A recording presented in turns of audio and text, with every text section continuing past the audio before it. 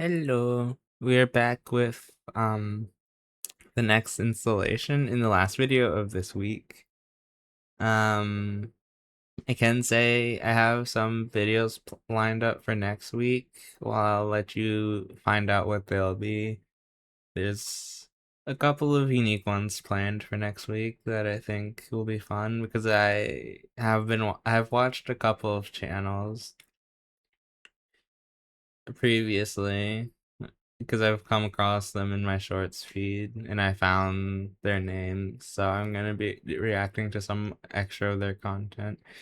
I'm mostly looking for short form content that has like a compilation of videos because as much as it is fun looking and scrolling through shorts, I don't really like doing it because you could like say if it was like a series or something, you could easily miss like a series of videos. So yeah, that is what I'm gonna be doing for next week and probably the week after, depending on how it is received next week. So I won't pre-record those videos for the week. No, I might.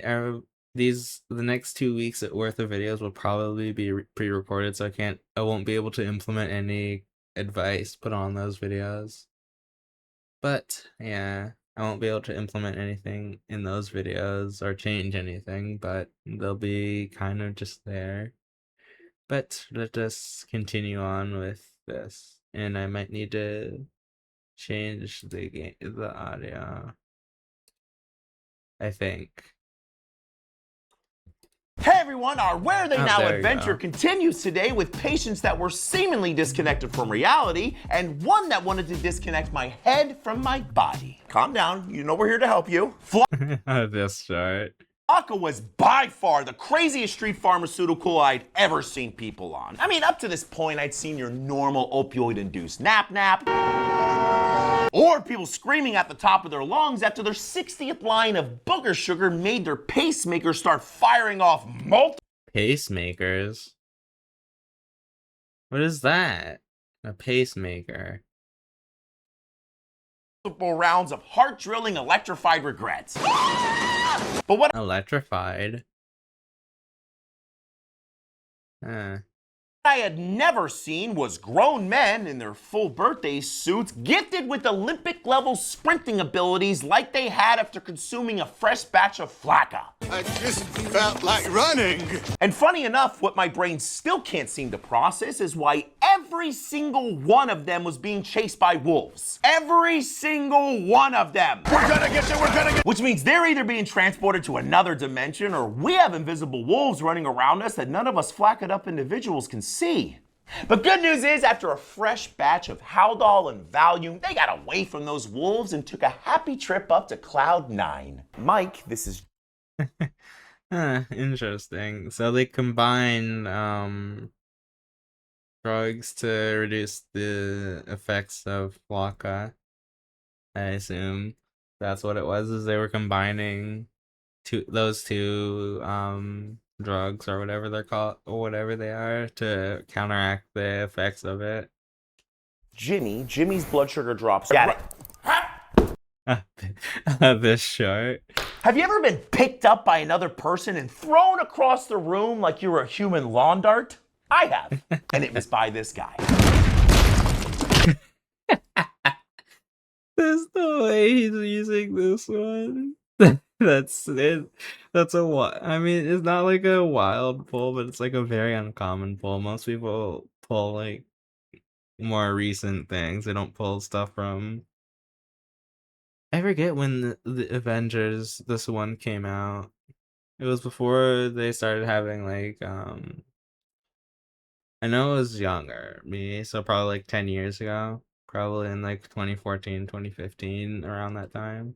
Low blood sugar can be a very interesting thing. For most people, when their sugar begins to drop off, they become weak, tired, or maybe even unconscious. But not this guy. Somehow this guy's lack of brain sugar caused him to become the insulin-dependent Incredible Hulk. And as a fresh medic, I figured this was my chance to show Oh, fresh medic, so who was just starting. show the world how strong and nimble a ginger stretcher fetcher could be. And then I got blasted across the room like a high-powered fart in the wind. He got blasted across the room. I don't know why that's so funny. But after some great distraction techniques and very quick darting, we were able to get some glucagon in his arm, his sugar back up, and a lot of ice packs for me. Phew. Glucagon. Sounds like, I'm gonna be honest, that sounds like a Bakugan. I don't know if that just aged, I don't know if that just aged me, but I remember that was a big thing when I was a kid. Was that I had a couple because I got them from yeah, from like yard sales and stuff like that, but that's besides the point. Oh my God, is he weird? If you want to deposit a butt burrito in your pants while simultaneously looking another human in the eyes, give someone adenosine. I pooped my pants. Adenosine is a medication that we give to patients when their heart rates are too high to hopefully help slow it back down. But it has an incredible side effect of making the entire room smell like backdoor dumplings when you literally watch somebody's heart stop and then pray it starts back up. And sister, hello. That's why. Before you have to start giving them the old staying alive cartilage cracker. Good news is though, the medication works 90% of the time, leaving them feeling 1,000 times better and happy. 90% of the time? What's the other 10% of the time? You just die? We came. For the other 10%, they get two things: a sedative and to ride the lightning. Try to catch me how. Do they just die? But I don't understand that one. Do they just perish? Or do they have to get like I forget what it's called. There's like the resuscitation techniques, I think that's what it's called. That's the one thing I remember from health class. But on to the next video. Next video. We're back on our Where Are They Now adventure with your 3 most requested follow-ups. And Alright, this is part 7. This is not part 6 because I'm following this comment that someone left on the previous video that told me which ones I can watch without spoiling myself for other shorts. So I'm watching the ones that they suggested. This is the second one, and then the next one will be the last one.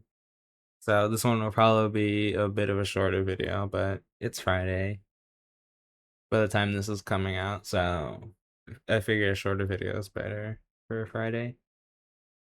I'm gonna leave you with a little piece of knowledge that'll haunt you for the rest of your days. Okay, so what did you do? I put some in his rectum. Friends come in many forms, like a friend that'll loan you $20, or a friend that'll give you a ride without asking for gas money, or the ultimate friend that's willing to shove frozen water bricks inside of your dingleberry cave because you took too many opioids. You got a friend in me. But before I go any further into the story, I want to be very clear about something. Don't put ice in people's butts! Not only is it incredibly stupid and unbelievably dangerous, but completely unnecessary when there's things like Narcan available that don't involve you icing down your friend's guano gusher. Yummy. The very medically unsupported theory that's inspiring people to do this is by stimulating the central nervous system with ice, the overdosing person will regain consciousness and magically begin breathing again on their own. What? Is that... Oh no, he said it was medically unsupported, so that means it's not true, but it could be if it's tested, I would assume. Who knows? Right.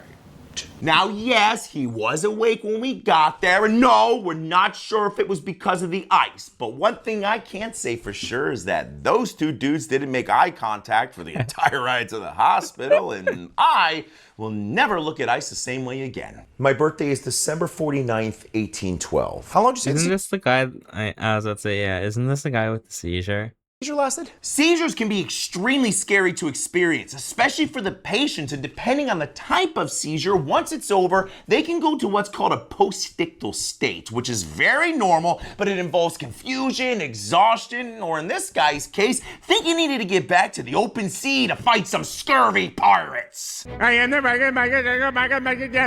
even though all of this can be quite stressful to witness, treating most seizures is relatively straightforward with some benzos and a little O2. However, as I've learned many times in my career, right when you think you got things figured out, you don't. Whoa, didn't see that coming. Which is exactly what happened in the middle of our assessment when this guy's sister decided to wrap up her Angry Birds game on his cell phone while someone else blasted their partially digested SpaghettiOs all over the floor. But honestly, I knew this guy was gonna be just fine, and I also knew that once again, I was extremely thankful for waterproof boots and disinfectants. This one. That's why.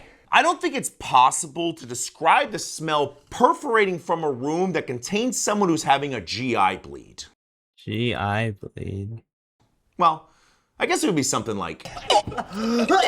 And to accompany that odor is the general understanding that whatever is causing that lunch regurgitating smell is not good for the continuation of life. Because the general rule of thumb when it comes to blood coming from your skin suit is blood coming from one end of your body is bad. Blood coming from both ends of your body is the beginning of your forever sleepy time.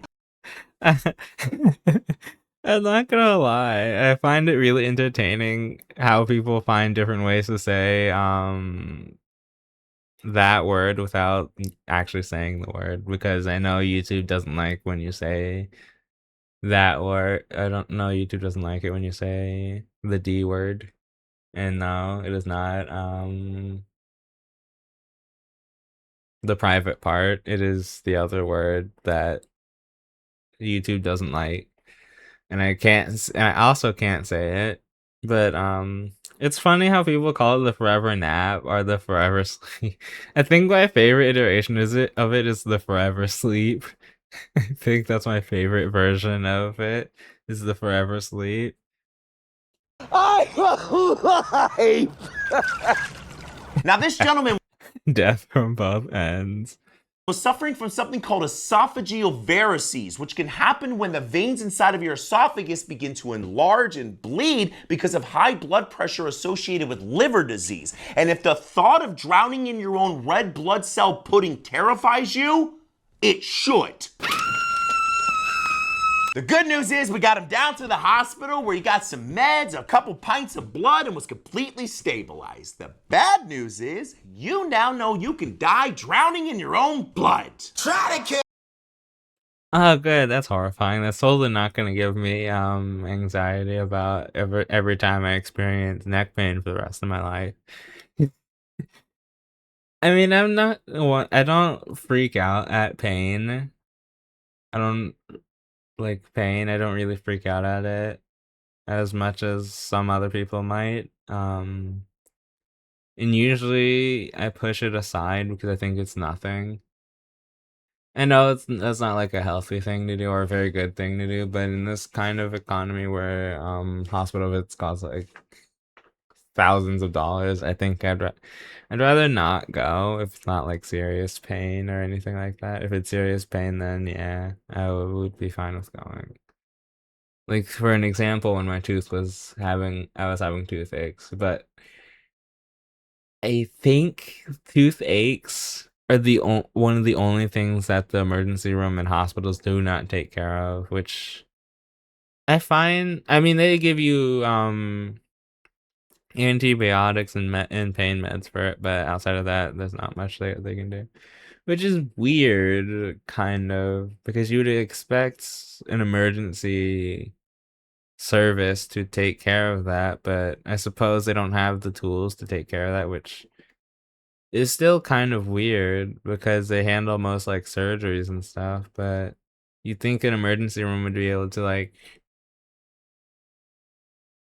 I would assume, do something to help your tooth or just find out what the issue is, but I don't know. It just feels like they should be able to do that, and they're not able to do that, which kind of sucks because I know it's hard to get into a dentist within a relative time. But on to the next episode. All right, this is episode 10 of the Where Are They Now? I think this should be 10. Oh no, it's 9. Never mind, it's 9. It's 9. But this is the last one of this set, and this will be the end of the video after this one. Creepy people in dark rooms, torn testes, and metal-tasting mayhem are the wonderful follow-up stories that fill today's Where Are They Now episode. Yeah, they're broken. But don't worry about that. You just come in here so I can show you exactly what you need to see. Oh, good. Great. This one. I think this might be the most requested Where Are They Now follow-ups that I've ever had, and rightfully so, because I can honestly say this is the most scared I've ever felt on a call. And without further ado, here's what happened. So after gathering a couple more people, I was slowly making my way up to the room when, you know what? It'll just be easier to show you. Sir, where are you? There you are. You made it. Yeah, are you ready to go down to the hospital? Uh-huh. But first, can you guess what I have? Is it poop? It's boo-boo. You want some? 1 second, sir. Get the Versed right now. Okay. Wait, have you ever been covered in poop before? No. No? Okay, well, you're about to be. And after all that, a very stinky tussle and a much-needed night-night medication injection, that guy was the happiest caca chalupa that I've ever dropped off at the hospital. With my... I'm kind of curious why people think that when I don't even know what that is. Is it like a condition? Is it from taking drugs? Is it like a psychotic break, or is it like just like a random thing that can happen to your brain, or is it like associated with a condition? Why do people think that their poop in that state is like good, or like their bodily fluids is a good thing to use? That makes me curious if those types of, I mean, obviously drugs change the way you think, I believe. They might change your thought process at the very least. I don't know if I know some conditions can change your thought process as well. But I am curious about that. Barry slipped through the crack in the chair, which hurt, so I tried to jump up, but my It's this one again. boys tried to stay behind. Behind? Permanently. Panic, fear, and a genuine deep-seated feeling of regret would be the best way to describe this patient's demeanor after almost experiencing a full separation of his twin boulders from the rest of his body. Oh my God. A full separation? That would have been. Oh my god.